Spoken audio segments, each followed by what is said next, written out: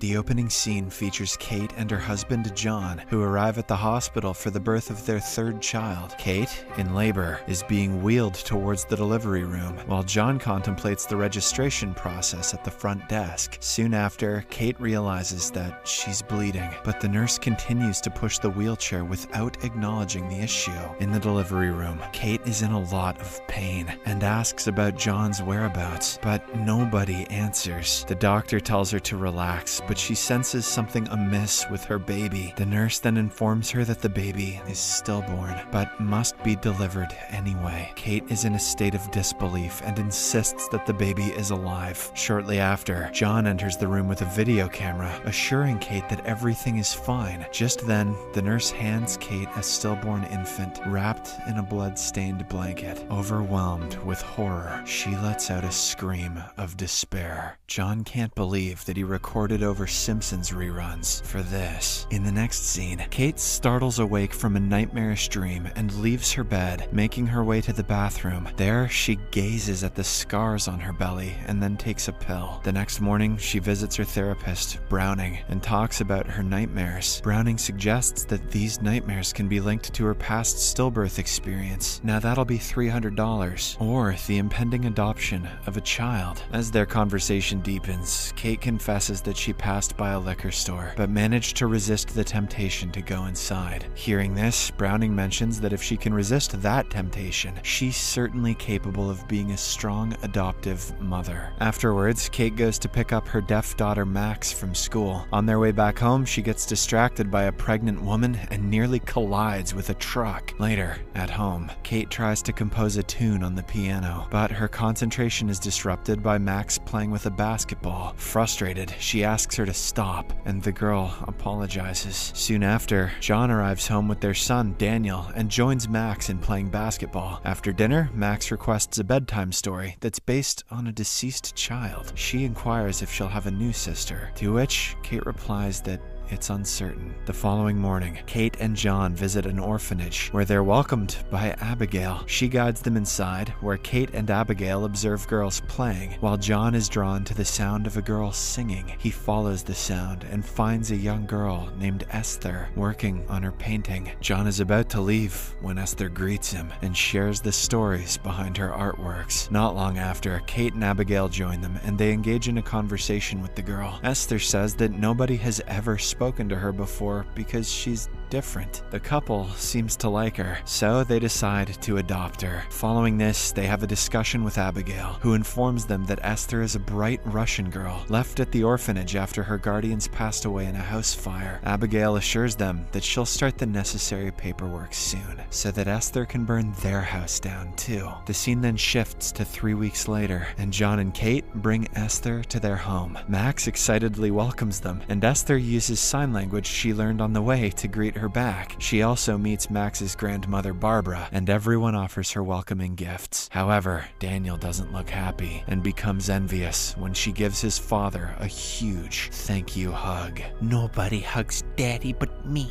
Later that day, Daniel brings his friends to his treehouse, where they go through adult magazines, while Esther and Max play together in the snow. At night, as John and Kate are making love, the two girls interrupt them. They say that they are scared of the lightning and want to sleep with them. The parents promptly agree, and Esther ends up sleeping next to John, seeking comfort in his presence. The following morning, as Kate prepares Max and Daniel for school, Esther descends the stairs in a fancy dress, which amuses the two kids. Kate suggests that Esther change into a more appropriate outfit for school, but she insists on wearing the dress. Kate eventually relents and drives all the children to school. At school, when the teacher introduces Esther to the class, a student named Brenda makes fun of her dress. However, Esther just responds with a stern look and proceeds to her seat. Later that day, Kate sees Esther and Max playing on a frozen stream. She hurries outside, urging them to get off the ice, and reprimands them for playing in a dangerous area. Meanwhile, Daniel is playing with a paintball gun, aiming at a pigeon. He hits the bird, causing it to suffer on the ground. Right then, Max and Esther approach him, and the latter hands him a brick, instructing him to end the pigeon's suffering. When Daniel Daniel refuses, Esther takes matters into her own hands and smashes the pigeon mercilessly. She then heads to take a bath. In the meantime, Kate enters Esther's room to put away her laundry. In one of the drawers, she discovers a Bible book with a photo of a man. She hastily puts the book back to its hidden spot. Unbeknownst to her, Esther is watching her from the bathroom. The next day at school, Daniel's friends make fun of him because of Esther, so he intentionally knocks the books from her hands. As she stoops to pick them up, Brenda seizes her Bible and tosses it, scattering its pages. Esther, in a state of distress, hastily collects the pages. While doing so, Brenda attempts to remove the ribbon around Esther's neck, but the latter scares everyone by letting out a loud scream like this.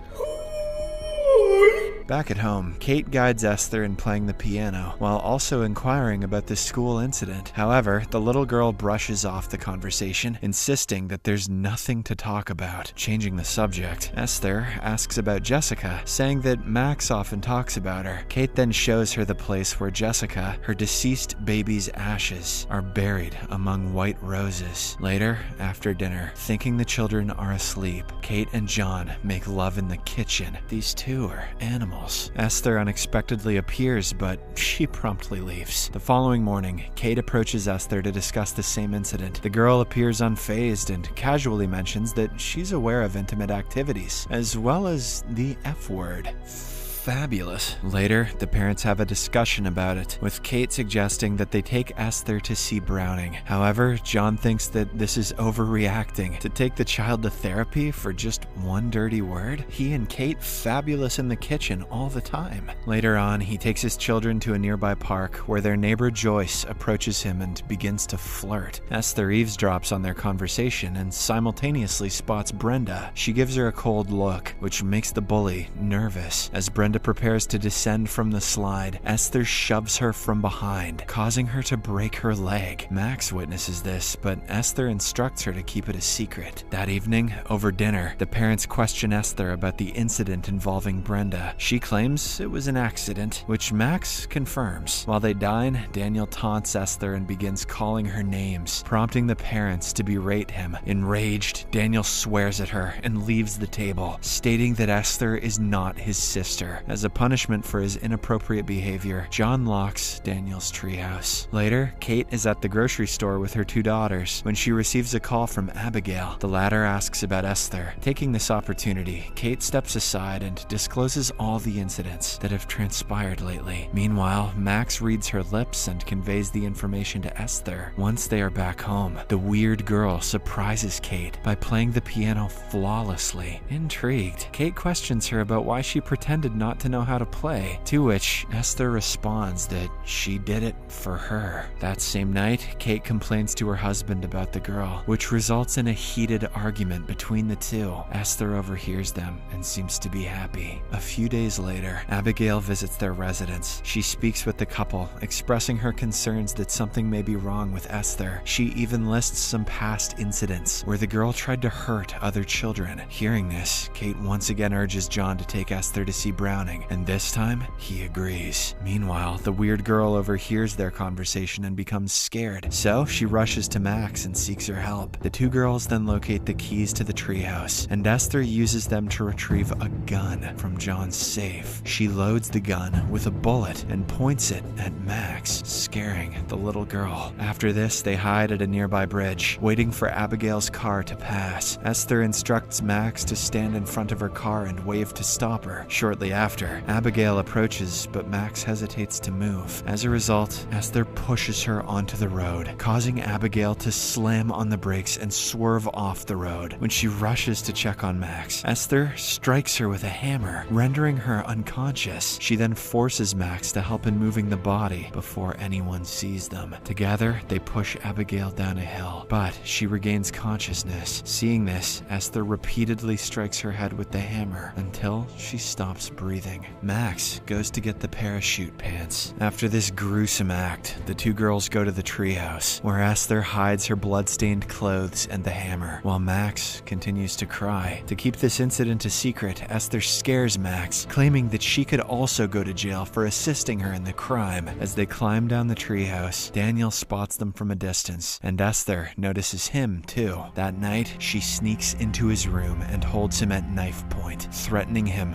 not to utter a word. Daniel is so terrified that he wets himself. In the next scene, Kate and John take Esther to see Browning. The therapist talks to the girl while the couple waits outside. Later on, Browning assures them that the child is fine and suggests that Kate might be projecting feelings of inadequacy as a mother onto Esther. Excuse me, bitch? John agrees with his assessment, after which they depart. Back home, Kate receives a call from the orphanage, informing her that Abigail hasn't returned yet. The case involves the police, and they soon find Abigail's dead body, though presently there are no suspects. Meanwhile, Esther is seen in her room, repeatedly switching the aquarium light on and off, revealing a disturbing painting of a house and a family. Afterwards, Kate researches on signs of disturbed children and shares her findings with John, relating it to Esther's behavior. Concerned for their children's safety, Kate contacts the Russian orphanage from which Esther came, but much to her surprise, she learns that there's no record of Esther. The next day, Kate drops off Daniel and Max at school. Before leaving, she inquires if Esther has caused them any harm, but they both lie and respond negatively. Later in the evening, Esther offers Kate some white roses she picked from Jessica's grave. This triggers Kate's anger, and she grabs the girl's arm forcefully. Hearing the commotion, John intervenes and Esther runs away. She then sneaks into the tool shed and deliberately fractures her own arm. Later, she calls John, sobbing and claiming her arm still hurts. Sensing a serious injury, he takes her to the doctor. After the medical examination, John tucks Esther into his bed. As Kate enters the room, he confronts her, but she asserts that she didn't grip Esther's arm that hard. Later, an upset Kate contemplates turning to alcohol, but she manages to control herself and pours the wine down the sink. The following morning, she takes the 3 children to school. As Daniel walks out of the car, his bag rips, so Kate steps out to help him. At that moment, Esther releases the car's brake, causing it to start rolling with Max inside. Seeing this, Kate runs after the car until it's stopped by a large pile of snow. She quickly retrieves Max, who is thankfully unharmed. Later that night, Browning is summoned to the house to speak with Kate. She defends herself, insisting that she didn't harm Esther and had properly placed the car in park. John then shows the 2 wine bottles on the table, revealing that Esther had found them. Kate attempts to clarify her perspective, but they don't believe her. The therapist then informs her that she has reserved a spot for her at the rehab center. When she refuses to go, John warns her that he'll file for divorce and take the children with him. Meanwhile, Max eavesdrops on their conversation, and Esther approaches her, whispering that she'll shoot her mother if she reveals anything. Afterwards, Daniel goes to Max's room and asks if she knows anything about Esther. Max confesses the truth by making drawings that depict each incident. When she informs him about the items hidden in the treehouse, he decides to retrieve them as evidence to confront Esther. Unbeknownst to them, the evil overhears their entire discussion. They really need to start checking around the corner before bringing her up. The next day, Kate checks Esther's room and discovers the Bible book with a reference to the Sarn Institute. She searches for this name online and contacts the provided number, only to learn that it's actually a mental hospital. In the meantime, Daniel sneaks into the treehouse to gather evidence. Esther follows him there and starts pouring gas over the evidence. She burns it all, setting the treehouse ablaze. She then locks Daniel inside it with the intention of burning him alive. In a desperate bid to save himself, Daniel climbs to the top, but he slips and falls, rendering himself unconscious. As Esther prepares to finish him off with a large rock, Max pushes her away. Just then, Kate notices the fire and runs to the scene. Daniel is rushed to the hospital, where the doctor delivers the grim news. The boy has suffered a severe neck injury. Concerned for their children's safety, John again urges urges Kate to seek rehabilitation. This time, she agrees, but on the condition that Esther leaves the house. As the two are arguing, the girl stealthily enters Daniel's room and attempts to suffocate him with a pillow. But at the same time, the alarm goes off, prompting the doctors to rush in. Fortunately, they manage to resuscitate him. Suspecting that Esther is behind all of this, Kate slaps her hard, but this only results in her being restrained and sedated by the hospital staff. That night, John returns home with Max and Esther, while Kate is admitted to the hospital. Later, she receives a call from Dr. Varava from the Sarn Institute, who reveals that Esther has a hormonal disorder called hypopituitarism. Here, it's revealed that Esther is, in fact, a 33-year-old woman in a young girl's body. Varava urgently advises Kate to stay away from the girl and call the cops. He further reveals that Esther was one of their most violent patients who has killed several people. This freaks Kate out, prompting her to rush back home. Meanwhile, Esther is seen removing her false teeth and wiping off her makeup that's making her look young. A short time later, John enters her room only to discover her disturbing paintings. On her way, Kate attempts to call John, but the power goes out before he can answer. He then slowly makes his way downstairs to the electrical panel, but he's suddenly attacked by Esther, who repeatedly stabs him to death. Realizing that Max has witnessed the entire ordeal, she then goes after her. Upon arriving at home, Kate discovers John's lifeless body, a sight that shatters her emotionally. After a period of grieving, she remembers her daughter and proceeds to look for her. Before she can locate Max, Esther intercepts her and shoots her in the shoulder. Despite this, Kate manages to climb out of a window and hides there. Just then, she spots Max, hidden among the plants. Seeing Esther approaching him, Kate shouts from above, prompting her to fire a shot through the glass roof. The impact shatters the glass, causing Kate to fall onto Esther, resulting in both of them losing consciousness. Shortly after, Max awakens Kate, and the two make a run for the forest, leaving Esther behind. The police arrive and enter the house, but Esther is no longer there. Turns out that she's chasing Max and Kate with a knife. Following this, Kate and Esther tumble onto a frozen pond and engage in a fierce brawl. At the same time, Max retrieves the gun and fires a shot, cracking the ice beneath them. Both women plunge into the freezing water, but the struggle continues. At last, Kate finally manages to defeat the evil girl by kicking her inside the water. The police also arrive at the scene, bringing the movie to an end.